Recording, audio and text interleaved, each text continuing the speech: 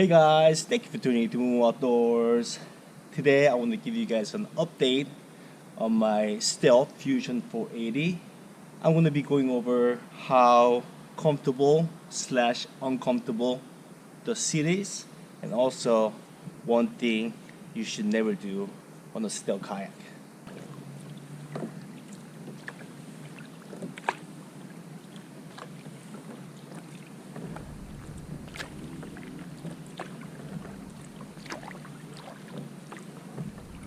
So those of you might be wondering if I have been going out fishing lately. The answer is yes. And I've been getting skunked lately. I really wanted to put a dino in the fish hatch. So I've been chasing dinos lately, and I've been striking out. I even went out for bass fishing, but I didn't really catch too many fish, so I couldn't really even make a video out of it. Oh, I got a bite. Oh yeah. Oh yeah. Oh, it came off. No. I had it for 2 seconds and it came off. Darn it.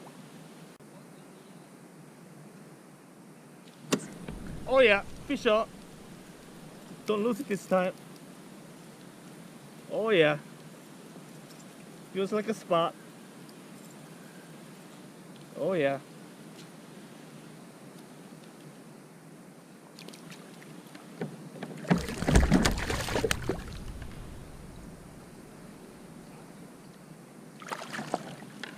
Got him! Got him! So here we are in my backyard. So far I've taken this out, I believe 6 or 7 times so far.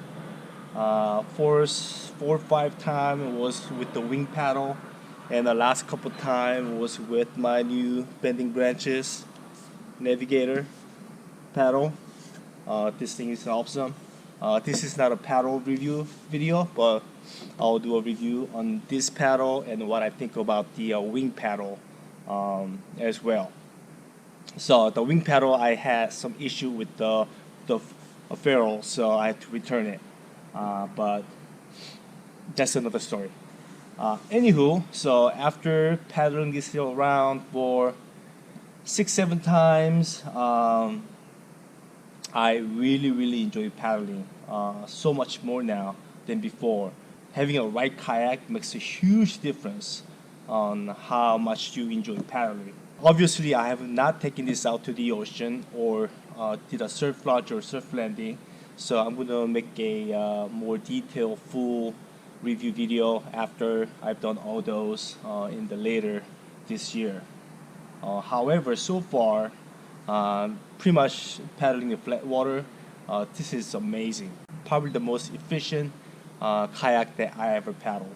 So I know a lot of people are wondering if the seat is comfortable enough, and surprisingly it is. It's actually pretty comfortable. Let's take a look at it.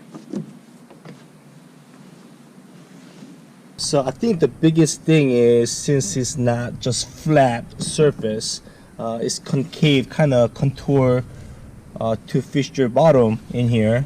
It fits my fat bottom really well. That makes it comfortable. I hate going to the sports game and sitting on the flat bleacher. I can only last about 1 hour before I have to stand up and stretch my butt. But this thing, I've sat on it for 7 hours without any issue. It might be because partially I'm wearing my 3mm wetsuit. This gives me a little bit of cushion. However, especially paddling right there, your lower back goes right there, and when you are paddling, you keep your back straight or even leaning forward just a little bit anyway, so you don't really need a high backrest. But when I was just sitting and soaking bait while sturgeon fishing, I did wish I had a higher backrest so I can just lean back and relax. Since this does not have a high backrest, I couldn't really lean back and fully relax per se. I did miss the high backrest a little bit when I was sturgeon fishing. However, Those days when I need a high backrest, I can just put one of these on. This came from my other kayak. Basically strap this on, give you a little higher backrest. And this is an easy solution for it. But when you are constantly paddling, like trolling, that little bit of lower backrest was very sufficient. However, I'll have to say this is not for everyone. I've also heard a few people complain about not having higher backrest or not having enough cushion. So obviously not for everyone, but most people that I follow who paddle stealth, they do not use padding or backrest. I think for most people, this is sufficient enough. So let's get into what not to do. You guys know my fish finder Garmin Striker 4, and if you have not checked out my rigging video of Stealth Fusion 480, please check it out. I'll leave the link in the description. However, I installed a transducer down here, which is great. We installed the fish finder up here using a yak attack mount, which is great. One thing you should never do is put the fish finder battery in the hatch and run the wire on top like this. And like so. So this is pretty much how I ran my fish finder battery on my Hobie Revo. I put the battery in the front hatch and just ran the wire on top and close the front hatch. However, with Stealth, I found out is that so when you use the Stealth strap right here, this really cinches down. So what ends up happening is the wire gets pinched so hard it ruins the wire inside. So after about my second trip, I was having some fish finder issues where it would just shut off on its own. Then I'll have to open the hatch and play with the wire a little bit, unplug it and plug it, and get it back to work again. Inspecting the connection, which is no corrosion whatsoever, and I couldn't really figure it out until one of the Stealth owner pointed out that how he ruined his power wire by running the wire just through the top of the hatch. So but when he told me that, it was pretty much too late. I mean, it works sometimes. I'll have to wiggle the wire around a little bit and it works, but most of the time it will just shut off. So pretty much power wire is pretty much done at this point. I might try to salvage it somehow, but yeah.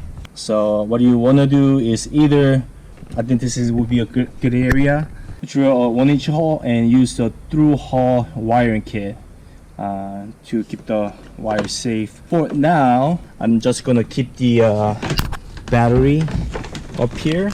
I'm just gonna zip tie it and secure it through here and run this way for now. Yeah, don't run your power cable on top of the hatch. No. I learned it the hard way. I don't want you guys to learn the hard way. Either drill a hole and use the through hole wiring kit. Hobie makes one, Yak Attack makes one. I think there are a couple of other different wiring kit as well. And one more thing I want to give you guys an update on is this thing that I put on, zip tie anchoring little tab that I put on.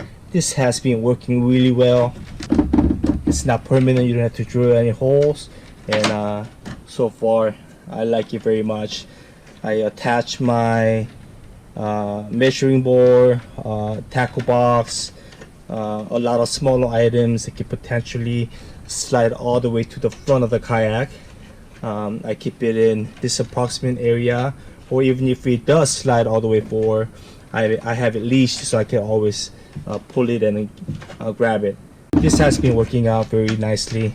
I'll probably add a couple more here too, so I can attach my pliers and other smaller items. So far so good. So that is going to be it for today. If you guys have any questions, please comment down below.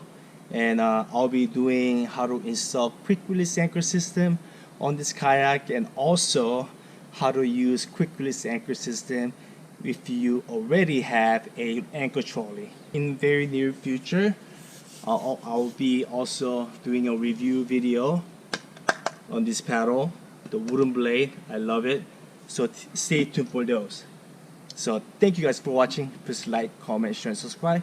Stay tuned for more, and go outside and enjoy the outdoors.